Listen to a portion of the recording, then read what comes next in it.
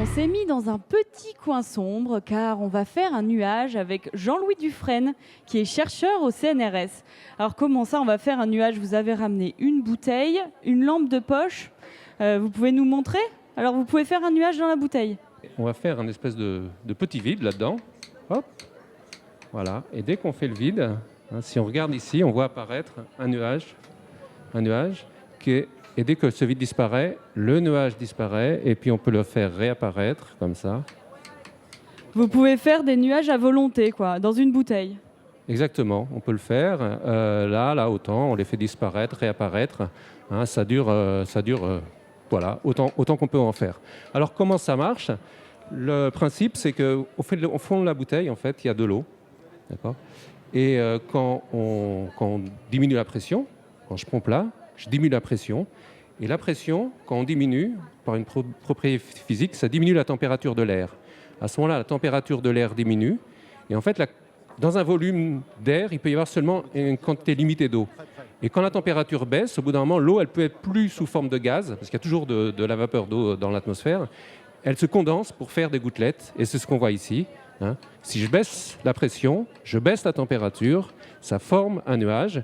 Et par contre, dès que je laisse rentrer d'air, la pression réaugmente et le nuage disparaît.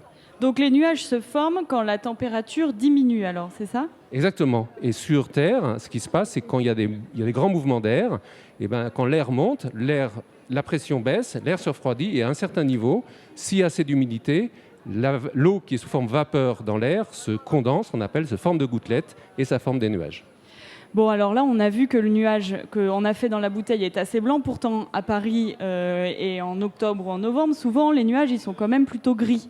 Alors, vous allez nous expliquer, ça va se passer par ici, vous allez nous expliquer comment les nuages deviennent gris. Alors oui, les nuages, en fait, ils sont à la fois gris, mais en fait aussi, ils sont gris parce qu'ils sont blancs. Ça peut paraître paradoxal, mais je vais essayer d'illustrer ça comme ça. Ça, c'est un espèce de coton qu'on met pour les filtres à poissons, et on voit bien que c'est blanc. D'accord. Alors si je le mets... C'est blanc comme un nuage blanc, comme celui qu'on vient de voir dans la bouteille. Voilà. Et les nuages sont toujours blancs quand on les voit par-dessus. Par contre, si je le mets comme ça, là, sur une source lumineuse, d'accord. Alors là, faut dire c'est comme s'il y avait le soleil en dessous. Et bien, si on regarde ici, on voit qu'il y a des endroits qui sont blancs et d'autres plus gris. Et si je rajoute des épaisseurs de nuages, d'accord, et ben je vois que ça devient de plus en plus gris. Et ça vient, si je mets assez d'épaisseur, d'accord, ça devient carrément noir. Donc en fait, le noir, c'est pas une vraie couleur, c'est juste une intensité de lumineuse. Et donc quand les nuages sont très fins et qu'il y a un bon éclairage, on voit un nuage blanc. Et puis si le nuage contient beaucoup de gouttelettes d'eau, donc il est plus optiquement épais et il devient de plus en plus sombre, alors surtout si on est en dessous. Par contre, le même nuage noir, si quelqu'un est sur la montagne ou en avion, lui le voit blanc, c'est quand on est en dessous qu'on le voit noir. Ah oui, donc par exemple, quand on est dans un avion, et qu'on a la chance de voir les nuages par au-dessus, on les voit blancs, alors que ceux qui sont en dessous à terre, ils peuvent les voir complètement noirs. Voilà, et c'est exactement ça. C'est exactement ça. Vraiment, le blanc, ça réfléchit la lumière, et du coup, quand on est en dessous, on n'a plus cette lumière qui arrive là au sol parce qu'elle a été réfléchie, et donc on voit cette couleur très sombre. Ça, c'est incroyable. Et alors, une fois que le nuage est noir, souvent, il se met à pleuvoir. Alors, comment la pluie se forme ? Oui, d'ailleurs, les deux sont liés. Alors, pour expliquer comment la pluie se forme, on va faire une petite analogie. Donc ça, c'est un vaporisateur, d'accord. Donc ça vaporise des petites gouttes d'eau, directement de l'eau. Et on va le projeter là-dessus, d'accord. Et au début, on voit les gouttes d'eau qui se collent sur ce plastique. Et puis on continue. Donc ça, il y a des gouttes d'eau. Et on va augmenter la quantité de gouttes d'eau. Et on les voit là, elles grossissent.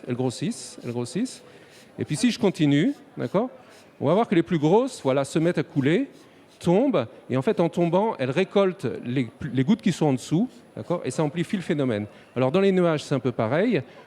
Quand il y a de plus en plus de gouttes d'eau dans un nuage, elles rentrent en collision les unes avec les autres, elles commencent à former des grosses gouttes d'eau, et quand ça se grosse, elles tombent, et en tombant, elles récoltent les gouttes d'eau qui sont en dessous d'elles, et elles grossissent encore plus.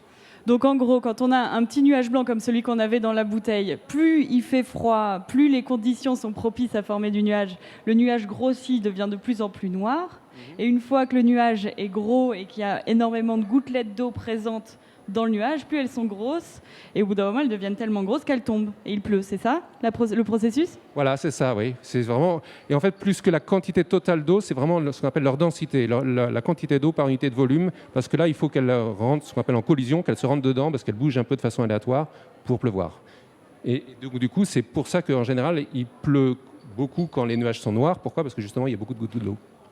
D'accord. Alors, j'ai quand même une petite question. Là, par exemple, aujourd'hui, à la Cité des Sciences, il fait assez beau, il fait assez chaud.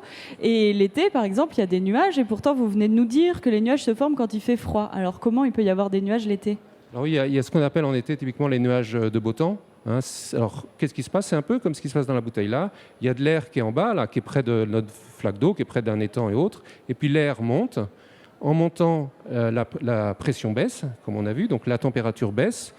Et si l'air monte assez haut, en fait, on arrive à un point où la température est suffisamment faible pour que l'eau ne puisse plus être sous forme vapeur. Une partie de l'eau se condense et forme des gouttelettes. C'est ce qu'on appelle vraiment des nuages de beau temps. Et c'est vraiment lié au fait que l'air monte et quand elle monte, sa pression baisse. Et quand sa pression baisse, sa température baisse.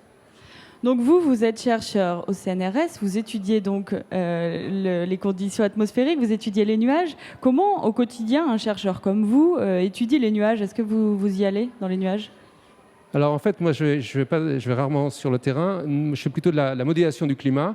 Et pourquoi je m'intéresse beaucoup aux nuages? C'est parce que dans les questions de climat et de changement climatique, les nuages jouent un rôle très important. Pourquoi?